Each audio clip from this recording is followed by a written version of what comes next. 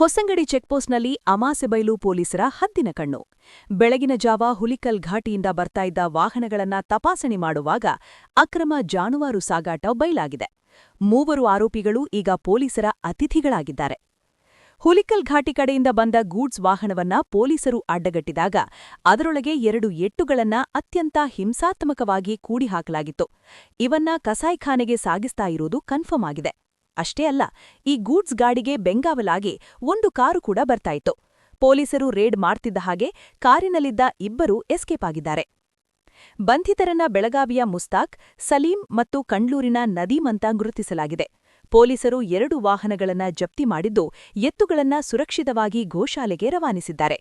ಪರಾರಿಯಾಗಿರೋ ಮೊಹಮ್ಮದ್ ನೌಫಿಲ್ ಮತ್ತು ಆತನ ಜೊತೆಗಿದ್ದವನಿಗಾಗಿ ಈಗ ಅಮಾಸೆಬೈಲು ಪೊಲೀಸರು ಬಲೆ ಬೀಸಿದ್ದಾರೆ.